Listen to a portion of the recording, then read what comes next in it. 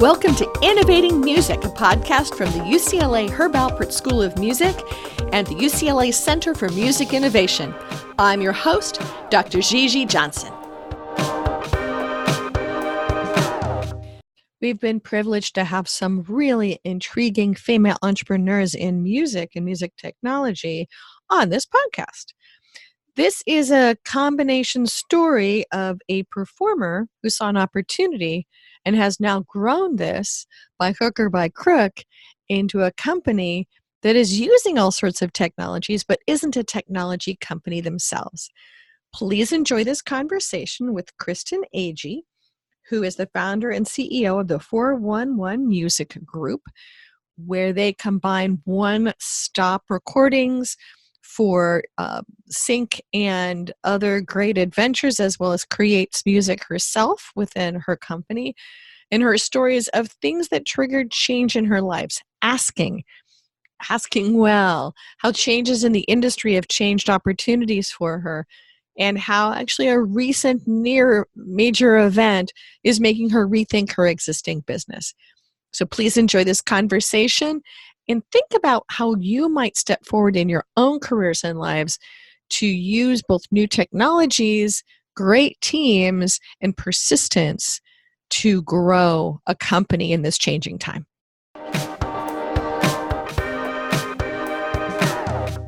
Well, I mean, we're a music publisher and sync agent and like licensing composing team. So I think that no matter what we do, we're in the technology space because we're recording, we're using different platforms to host our music and aggregating music and delivering music through digital platforms. So ultimately, I would say we are in technology, but we are not inventing technology. You know, we would use new technology that's coming out as it comes out. Like we are looking at blockchain and we're looking at easier ways to account for and track royalties and pay out to our clients and composers.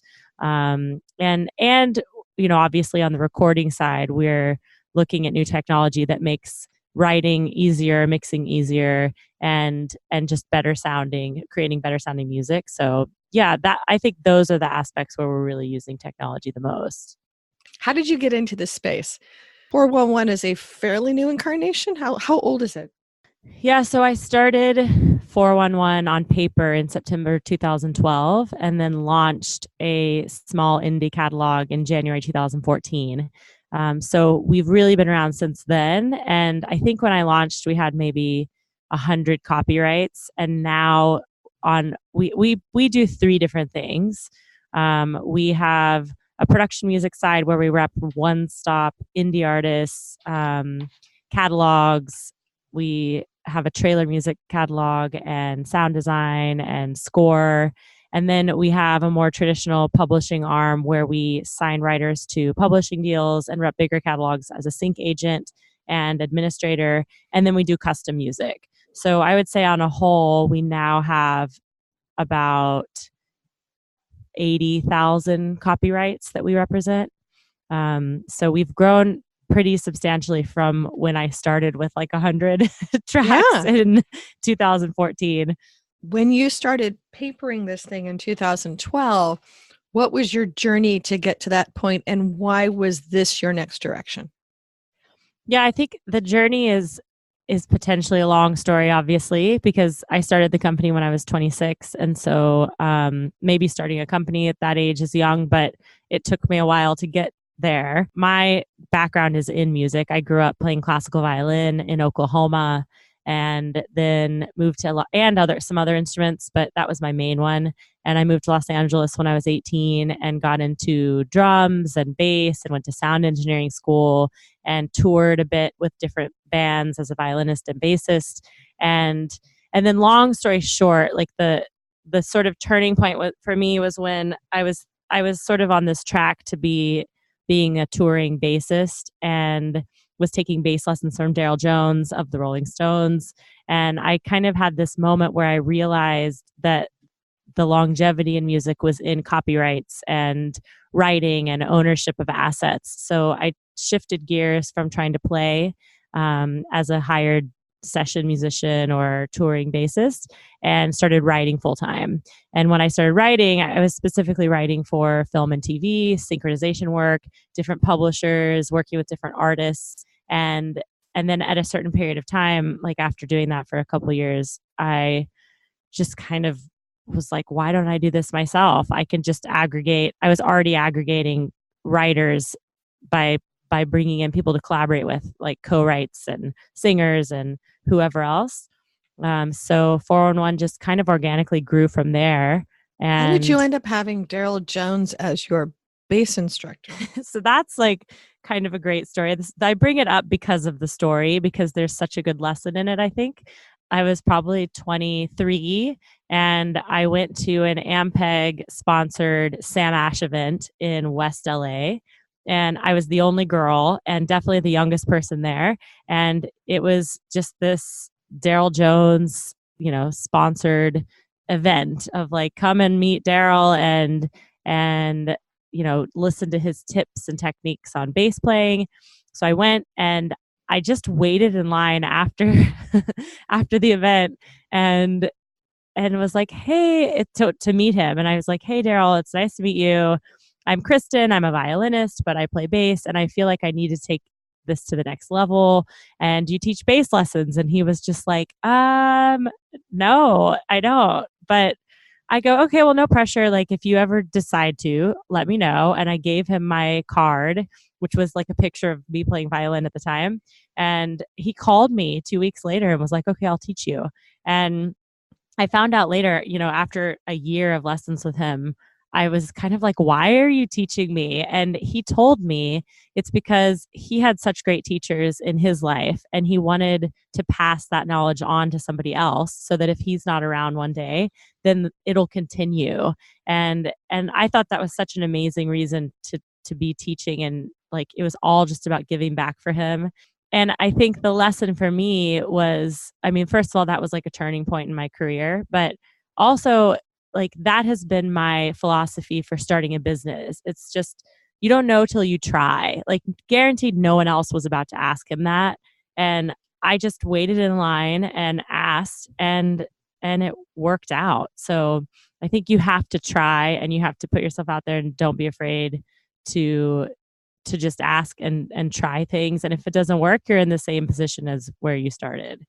So is that what you did also when you were blossoming 411? Did you decide you're going to do it, or did you actually go to peers and mentors and say, will you help teach me how to do this stuff?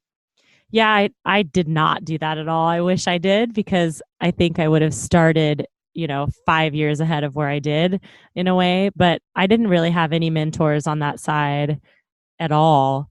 I just started doing it and fumbled my way through it and figured it out. And once I actually got a brand and a logo and a website and some music, I started knocking on every door to pitch the music. I mean, every door with no shame. I emailed everybody. I was like, this is what we're doing. Most people did not care. They had no idea who we were. And I just honestly had to go to every event and do as many things as I could and meet as many people as possible to build this catalog and company and our client base to where it is now. And it was painstakingly long and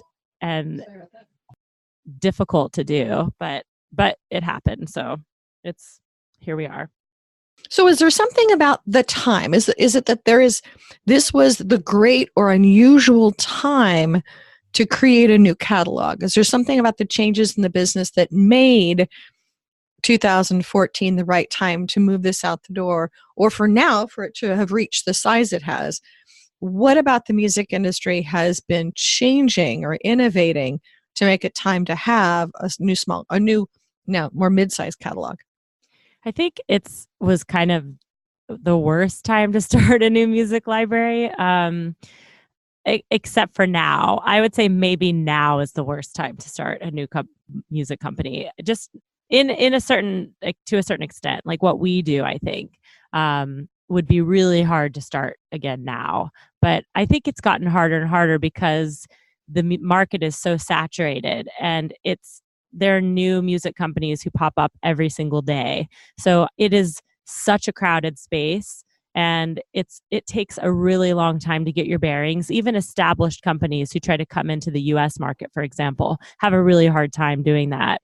And so I think it's actually a really difficult time. And when I did it, it was really difficult, and it took longer to build than I anticipated. But I honestly think we built faster because I'm so like resilient and never stop. I won't take no for an answer for the most part. And you just have to continue and keep going no matter what happens. But I think to be honest, like I wonder every day if I should have ever started this, but we have grown, and I'm fortunate, I think, to be in the place we are now. Um, but yeah, it takes a lot of energy and effort and perseverance to sustain something like this. So, how much of it is a human relationship business versus a systems business versus a pipeline business of making sure that once you build the relationships that there's ways to stay connected with the people who are then needing your music? Yeah, I think it's honestly all of those. I mean, when I started, the reason I started was because I thought there was a gap in the music market for one-stop music. So I started signing one-stop indie artists and building score catalogs and sound design and trailer music and all of that, because I felt like our competitors didn't have the quality of music that we were producing. And because I come from the creative side, our focus was 100% on the creative. So we wanted to have better music than our competitors, which I think we accomplished that. And now the game, it's like the ante has been upped again, and now everybody is, I think the quality of music in general has gotten better. But that was the gap that I saw. And now I think it's still about having better music, and systems is very important. Actually, I know companies who've built their entire business and brand off of their system, because the system is better, or the search engine, or the way that they deliver music, have music delivered to them, is superior than their competitors. And the relationships, honestly, like, you have to have relationships in order to do what we do. But at the end of the day, there are so many companies who have those relationships also. So what is going to give you a competitive edge over them? For us, it's having better music and one-stop artists they know they can clear easily. Can you go into a little more detail? I know some people listening will say, of course I understand one-stop artists, and some people are kind of going, I don't know what you're talking about. Yeah, sure. So this can get a bit complicated if you don't know the nitty-gritty of licensing, music licensing, in which case I would recommend a book, if I may, that is called All You Need to Know About the Music Business by Donald S. Passman. That's sort of like the music publishing Bible that everyone reads before they start in this side of the business. And it just got reissued in late October of 2019. So we now have the newest version of I think it's the 10th version or something like that. Yeah, it is like an evergreen book, that one. So when I say one stop, I mean that we control 100% of the rights for the songs that we rep. And that's a portion of the catalog. That's not the entire catalog. So we rep and control the master side and the publishing side. And if there are multiple writers on one piece of music, then we rep the publishing for all of the writers, and we control the master 100%. So there's none of this having to go to 5 different publishers and to get clearance from whoever owns the master. It's all been pre-cleared for use before you were even out pitching the song. Right, exactly.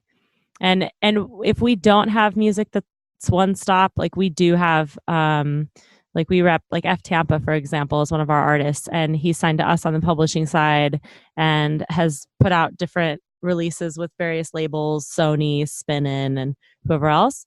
And and he works with other published writers, but I'm in touch with most of them. So if we get a call to do a license for one of his tracks, we're on like an international WhatsApp chain with the whole group. Like, hey guys, can we clear this track for this amount? And everyone says yes. And so we clear it. And ultimately everyone papers their side, but we get it out the door and know it's going to clear. So we try to keep the licensing as I never simple as would have possible. thought of WhatsApp for part of the solution set there. Oh, yeah, I'm on WhatsApp all day. It's a big thing for me. Be able to have immediate communication with people to take care of things and have no lag in the system. Yeah. Has the nature of what's been coming to you needing music changed? I would say increase in TV or an increase in games or certain types of clearances. Is the volumes changing, or are there any puzzle pieces here that are on the move? Yeah, I think the biggest change in licensing is that most licenses, especially in the US for television, let's say, are cleared for all media worldwide in perpetuity. Ex theatrical is typically what we do. And because we're in such a global market now more than ever, everyone is looking at global rights. So we have offices in the US, UK, and Switzerland, and are direct in all of these territories for collection, and Canada. So when every territory has a different system. So in the US, we can sort of do whatever we want. We can do direct licenses. We can collect performance income. We can charge $0 or $1 million for something. In the UK, for example, that market is more regulated, and there's a governing body, particularly for broadcast television, that sets rates for your music, and you're sort of in the system or you're out. And I think the way that all of these territories now interact, it's very apparent that we need to be able to clear globally, because most content is getting distributed globally. So we take that into consideration when we do deals in different territories and are signing music, because if we only, let's say, sign a catalog for the US, but we need to be able to clear them for the UK or Australia or Germany or whatever, then it makes our jobs a little bit harder. So I think that has become a bigger issue that is talked about quite a bit on the music licensing side. As far as requests go, television is still massive, and it's a lot of streaming now, obviously. Amazon and Netflix and Hulu and YouTube Red, like all of the big players there are creating a ton of content. So figuring out the rights, and again, where is that streaming? Is YouTube Red, streaming worldwide, in which case you need licenses worldwide, and can you grant those licenses? It gets a bit complicated, but we're looking at all of that basically daily. And I have a couple nerd questions. Go on. So nerd question one is 80,000 tracks. I'm assuming you're not doing one gigantic, painful, interwoven Excel spreadsheet set. What type of tools are you using to track everything happening on the backside? So I have an amazing team. Danielle is our business affairs manager, and she does all of our administration work. So she uses an accounting program called Music Maestro to do all of our royalty tracking and submit CWRs, which is Common Works registrations, which technically they're a bit different, but every society, performing rights organization worldwide, accepts CWRs. So she is doing our CWRs for registrations, using Music Maestro to account for everything. We use all sorts, like QuickBooks, and everything connects through our platforms for hosting music. So we use a lot of different, honestly, like every single possible streaming or search engine platform we're using. So it's kind of an extensive setup on the back end. And then sometimes it's hard to figure out.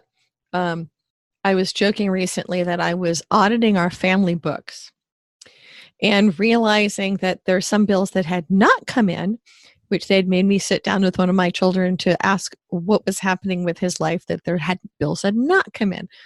So sometimes looking to what you need to audit isn't looking for things that are strange, but things that are missing. How do you Mm. figure out what gaps or aberrations you may need to track down in so many moving parts? How do you figure out where you need to audit? Do you Yeah, need to audit? that's a good question. We do that in a lot of different ways, actually. So, one thing, honestly, is just our artists. Like, they know when their stuff is getting used somewhere. Like, some of them have Google alerts on their names. Some of our artists find YouTube videos before we see anything. So they'll be like, "Hey, I saw that my music was used on this ad in South Korea." Like, and it has 100 views, and I'm like, "How did you find this?" But I think they have Google alerts on their names. So honestly, just writers reaching out, seeing their music or hearing their music on something is one way we find out about stuff. We have audio, like digital fingerprinting, and um, that we use in order to track our music. There's like watermark and fingerprinting, which is sort of similar, but they do the same thing. Mm-hmm. In theory. So we track our music through fingerprints or watermarking, and then we track everything on YouTube. So we have a company who collects all of our YouTube, monetizes our YouTube videos, and that's a good way to check to see if your music's get unlicensed. And then we also have another company outside of them tracking various sources like Competitrack, which is used for ads, YouTube. We use a company called AdRev to track and watermark the music. And then honestly, Danielle, our business affairs, she is our little investigator. Anytime a new writer or artist comes on board and we're doing contracts, she finds them. I swear to God, like, she knows where they live. She knows their phone numbers. I think they're memorized. Like, she will track them down on ASCAP or BMI or PRS or whatever society they're registered with, and be like, "Oh, I see that you were published by this person at this time and these songs. And is that still the case? Or you have a deal with this person?" And she just knows everything that's going on. And that helps us, honestly, with potential copyright infringement issues, because if they are telling us this track is free and clear and one stop, but then they have published writers elsewhere, or that music is actually signed and they forgot about it, then that keeps us from, like, it's like us doing our due diligence. It keeps us from having any potential copyright issues down the line. So, some of the conversations have been that we are at peak TV with something like, if you believe what FX Networks has calculated, something like this season, 520 fiction shows in production. Wow. And It's a that lot. we evidently are, again, if you believe numbers that are out there, we're having 1 million new tracks being uploaded into the streaming services a month. Mm-hmm. Where are we on the trajectory of your business? Is it that we are at some kind of a US peak with growth to come in expansion in certain international markets?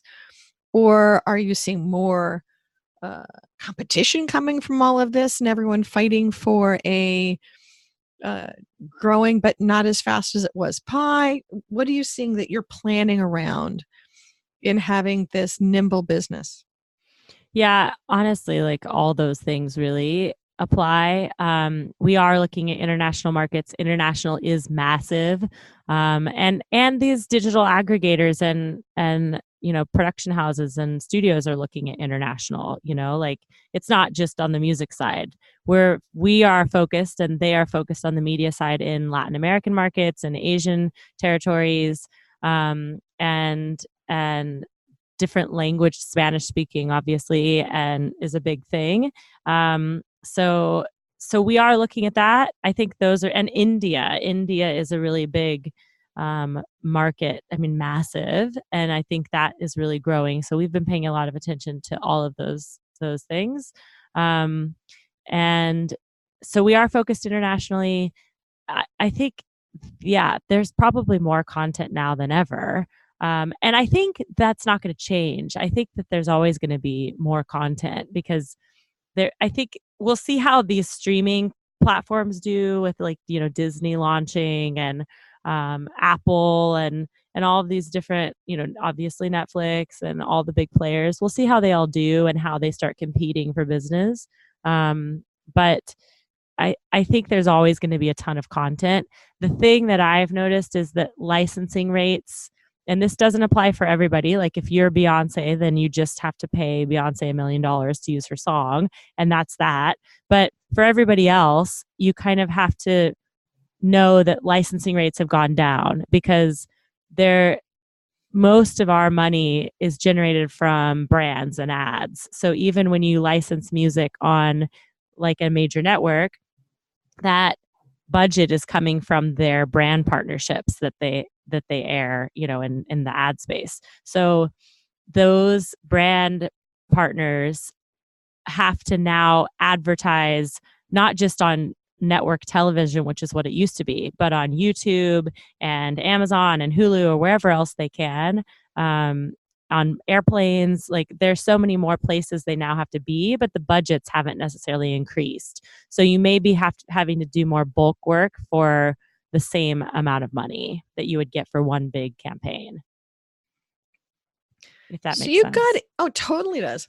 I'm just keep thinking that here is this young woman who was a violinist and bassist who started this in part for her own seeing where things were going. Are you still doing music? I am. I actually do. I handle all of the custom music the company does. So I oversee, executive produce, and score produce all the TV shows that we score, the promos that we write for, ads, whatever.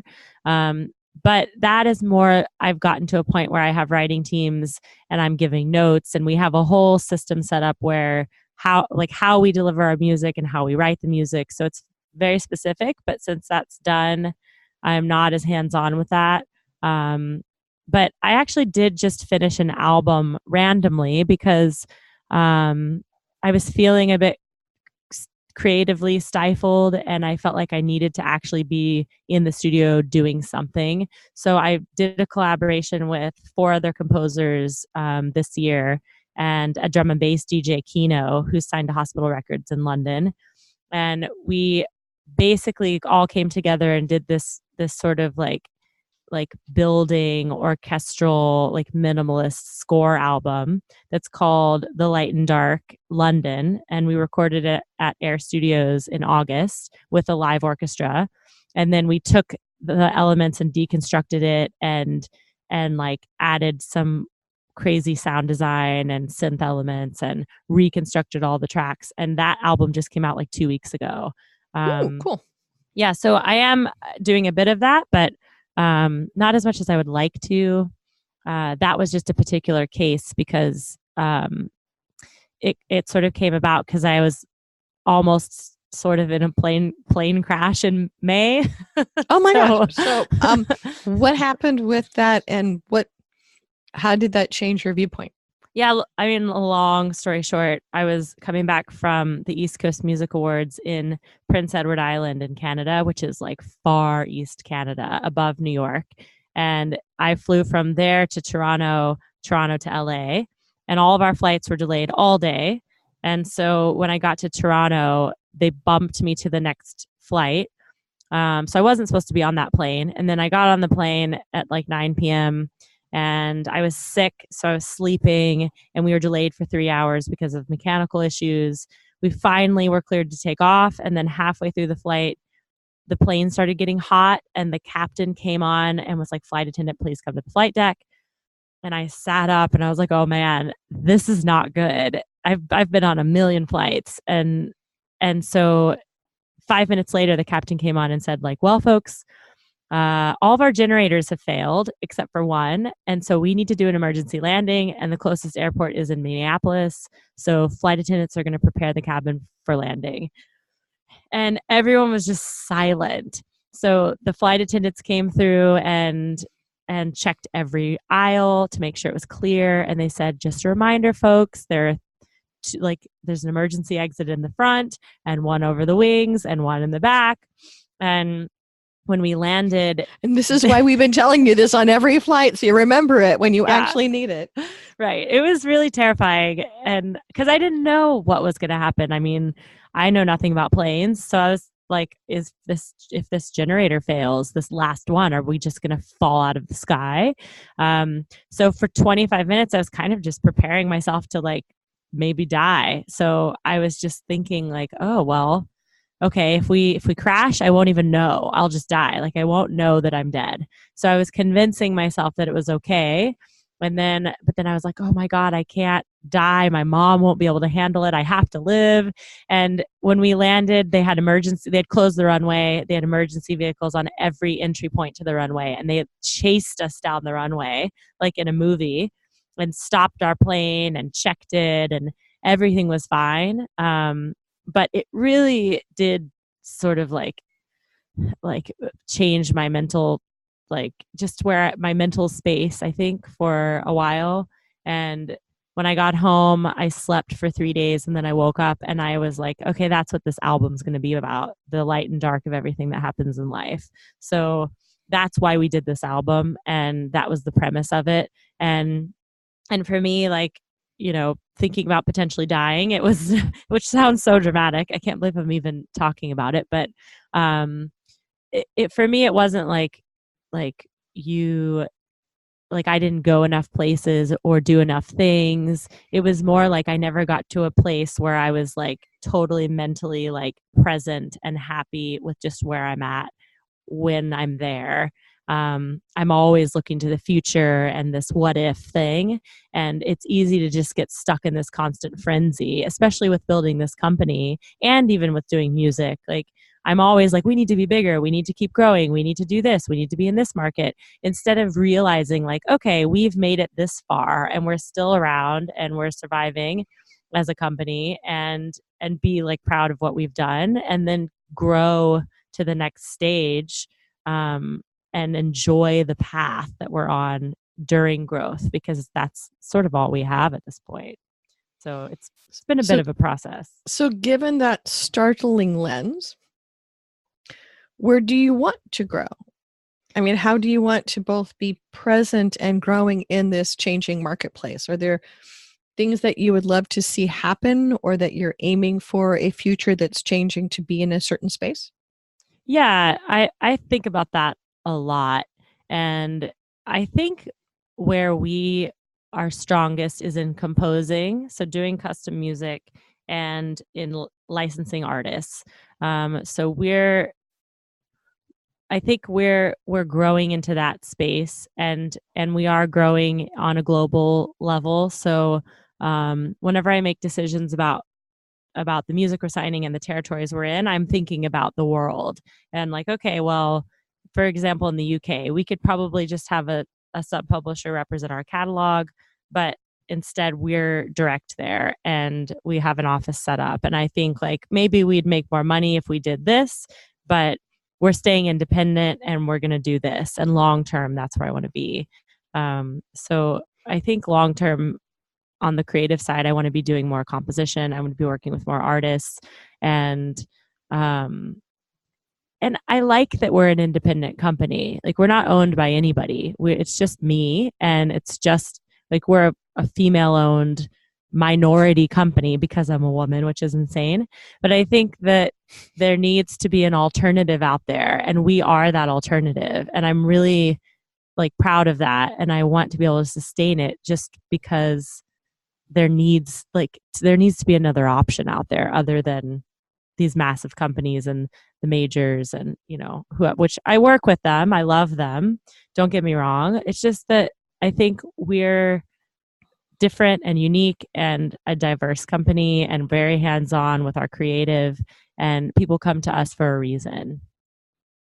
So we've had a great conversation, and we are near the end already. God, I just rambled on and on. So is there anything, though, you haven't had a chance to talk about that you'd want to mention as we close?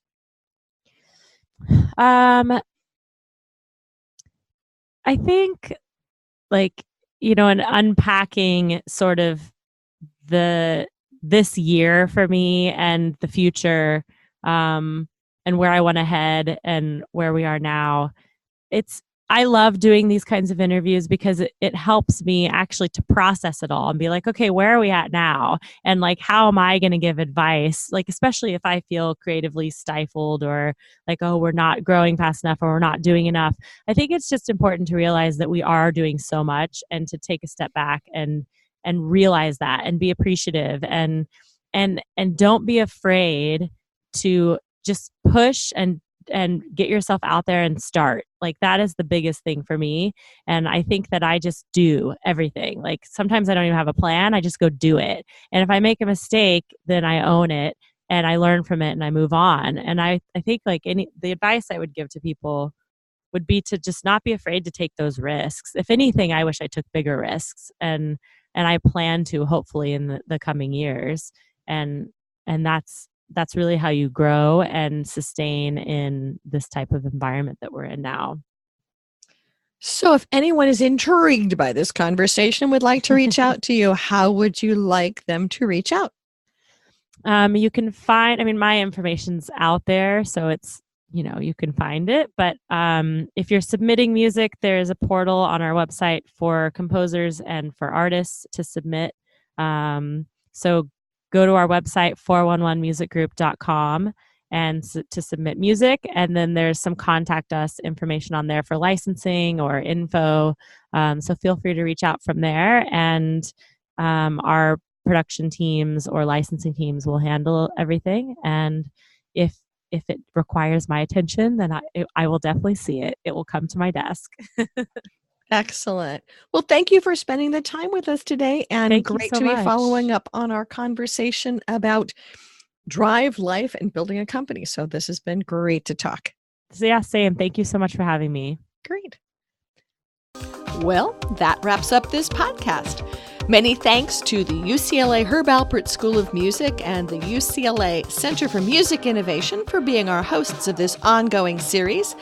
You can subscribe to us in all the usual places, or you can come find us at innovation.schoolofmusic.ucla.edu. Join us again to follow the other adventures that we will be tracking down in innovating music. Thanks again.